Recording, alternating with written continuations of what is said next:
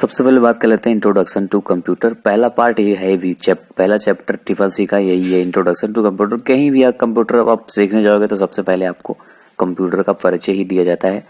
तो कंप्यूटर क्या है, सबसे बड़ी बात यही होती है। तो कंप्यूटर एक ऐसा इलेक्ट्रॉनिक डिवाइस है जो गणना करने को गणना को आसान बनाता है और यूजर द्वारा इनपुट किए गए डेटा में प्रक्रिया को सूचनाओं में बदल देता है, फिर रिजल्ट के रूप में प्रदर्शित करता है। इसको हिंदी में संगणक भी कहते हैं। तो यही तो होता है कंप्यूटर। होता क्या है और तो कंप्यूटर शब्द कहाँ से प्राप्त हुआ? तो ये शब्द लैटिन के शब्द कंप्यूटर, ये जो लिखा हुआ कंप्यूट से लिया गया, जिसका अर्थ है कैलकुलेशन करना या फिर प्रोग्रामेबल मशीन, समझ लो आप। और इसका फुल फॉर्म भी पता होना चाहिए आपको। Commonly operated machine particularly used for technical and educational research. इसका फुल फॉर्म भी आपको मालूम होना चाहिए। देखो काम किस तरह से करता है ये। सबसे पहले इनपुट, जब हम कोई चीज इनपुट करते हैं, जैसे कीबोर्ड में इनपुट करते हैं, फिर उसके बाद वो प्रोसेस होता है, फिर आउटपुट निकलता है, फिर बिना स्टोरेज को हो नहीं सकता। जैसे आप कभी कभी देखो फोटो जब लेते हो कैमरे से, तो उसमें अगर स्पेस नहीं रहता, स्टोरेज नहीं रहता, तो उसमें लिख के आ जाता है कि there is no space, there is no storage. जो भी लिख के आ जाए तो लिख के आ जाता है, तो मतलब आप फोटो नहीं क्लिक कर सकते अगर उसमें स्टोरेज नहीं। तो कैमरा भी एक इनपुट डिवाइस होता है। तो देखो पहले इनपुट होता है, कैमरे से खींचते हो आप, फिर प्रोसेस होके आपके फोटो बन जाता है बढ़िया सा, भाई प्रोसेस होके ही बनता है। फिर जब आप देखते हो उसे तो होता है आउटपुट, और बिना स्टोरेज के तो कुछ हो ही नहीं सकता, आपको पता है। तो इसी तरह से कंप्यूटर काम करता है। तो मोबाइल भी समझ लो कंप्यूटर ही है एक तरह से। तो कुछ इस तरह से स्ट्रक्चर उसका हो सकता है। तो इनपुट डिवाइस में देखो mouse, keyboard, scanner, joystick, mic, webcam, ये सब कुछ आ जाता है किसमें, इनपुट डिवाइस में। और प्रोसेस जो होता है वो सीपीयू, जिसको प्रोसेसर भी बोलते हैं, माइक्रो प्रोसेसर के नाम से जाना जाता है। कंप्यूटर का हृदय भी इसको कहते हैं। बाद में सीपीयू के बारे में आपसे डिस्कस कर दूंगा डिटेल से।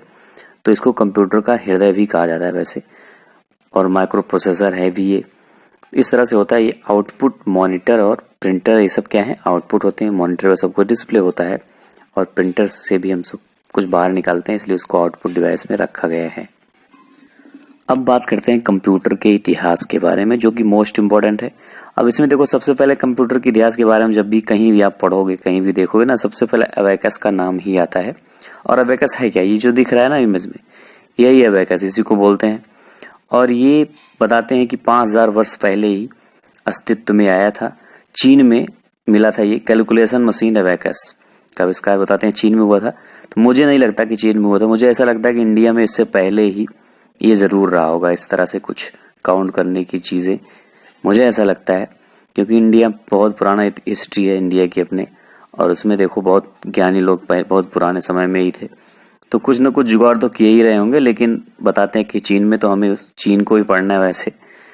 5000 वर्ष पहले 16वीं सदी में बताते हैं कि इसका निर्माण हो गया था। फिर बात करते हैं नेपियर बोन्स। अब देखो बोन्स लिखा है ना, बोन्स मतलब क्या होता है, हड्डी होती है। तो ये हड्डी का बना हुआ जॉन नेपियर्स, इनका पूरा नाम था सर जॉन नेपियर्स, इन्होंने ही इसको बनाया था। एक गणना का उपकरण ये भी था, समझ लो एक कैलकुलेटर ये भी था। तो ये जोड़ने, घटाने, गुणा करने, भाग करने, तो ये सब कुछ इसमें हो जाता था। तो कुछ इस तरह से है वो नेपियर बोन्स, आप देख सकते हो आपके स्क्रीन पर। तो इसका निर्माण 1616 में किया गया था, ये भी आपको पता होना चाहिए।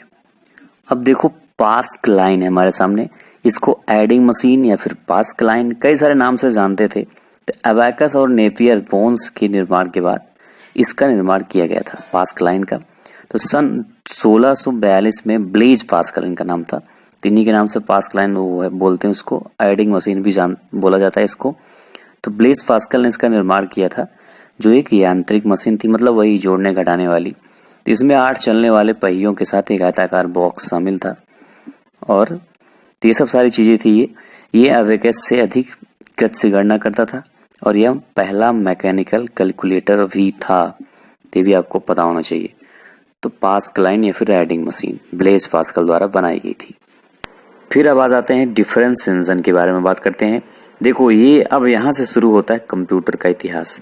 समझ लो अभी तक कैलकुलेटर का इतिहास चल रहा था हमारे सामने, वैसे वो भी कंप्यूटर ही एक प्रकार से, लेकिन वो कैलकुलेटर का इतिहास था। अब ये डिफरेंस इंजन से कहाँ से हिस्ट्री शुरू होती है कंप्यूटर की।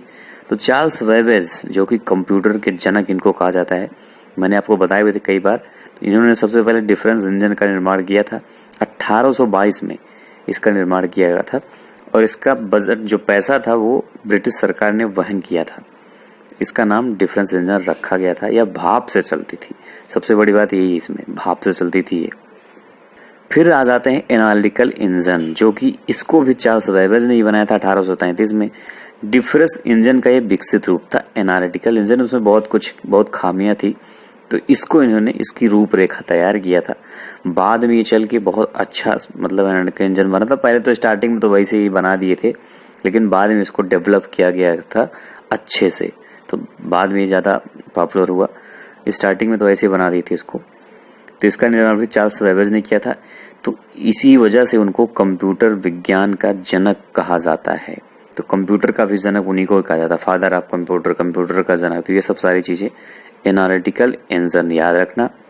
अब बात करते हैं होलेरिथ टैबुलेटिंग मशीन के बारे में। तो इसे टैबुलेटिंग मशीन भी कहते हैं।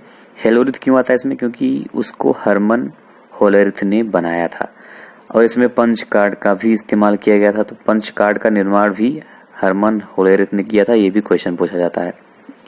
इस मशीन को पहली बार कोलंबिया यूनिवर्सिटी में 1889 में प्रस्तुत किया गया था, तो ये भी आपको पता होना चाहिए। और ये टैबुलेटिंग मशीन कंपनी का निर्माण किया था इन्होंने। जब इसको मशीन बनाया तो इस कंपनी का निर्माण भी कर लिया था। तो टैबुलेटिंग मशीन कंपनी बनी थी इनकी, टीएमसी इसको बोला जाता था।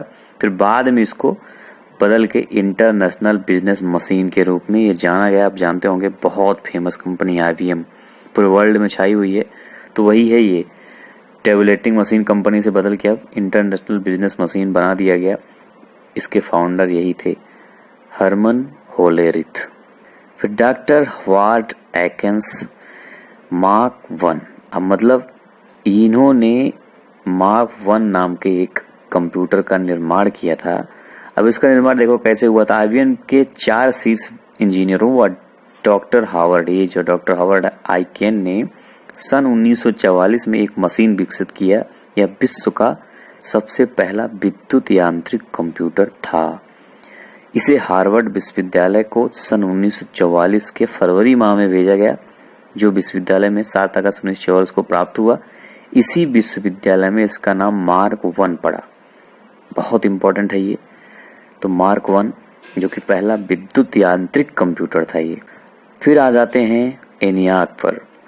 तो ये सब जितनी इंपॉर्टेंट चीजें मैं बता रहा हूँ, वैसे बीच में जो तो बहुत सारी मशीनें बनी थी, लेकिन कुछ खास जो है वही मैं आपको बता रहा हूँ जो ज्यादा इंपॉर्टेंट है।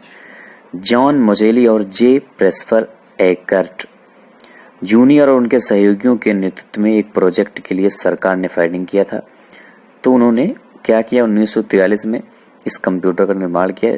एनियाक का पूरा नाम क्या है? Electronic numerical integrator and computer इसको बोला जाता है। तो 1946 में बन के तैयार हुआ था। ये भी पूछा जाता है कब बना, तो 1946 में बना। और यह विश्व का पहला इलेक्ट्रॉनिक कंप्यूटर के रूप में जाना जाता है। ये भी क्वेश्चन बहुत आता है कि पहला इलेक्ट्रॉनिक कंप्यूटर कौन सा है, तो एनियाक है। तो आप समझ सकते हैं आप। तो इनका फाउंडर अगर पूछे ना, तो इन दोनों का नाम आता है, जॉन मोजेली और जे प्रेस्पर एकर्ट। बाकी कई लोगों ने मिलकर बनाया था इसको, लेकिन ये दोनों मेन थे ना। फिर आ जाता है यूनिवॉक, यूनिवर्सल ऑटोमेटिक कंप्यूटर। इसका निर्माण अमेरिका में जॉन मोजेली और जे प्रेस्पर एकर्ट ने, मतलब वही दोनों जो एनियाक बनाए थे, उन्हीं दोनों ने मिलके यूनिवॉक भी बनाया था। यूनिवॉक 1 है, पहला था। तो 1951 में इसको बनाया था, इसको 1946 में बना था और ये उसके 5 साल बाद इसको डेवलप किया गया था। तो यह विश्व का पहला कॉमर्शियल कंप्यूटर के रूप में जाना जाता है। ये भी क्वेश्चन आता है कि विश्व का पहला कॉमर्शियल कंप्यूटर कौन था, तो यूनिवॉक।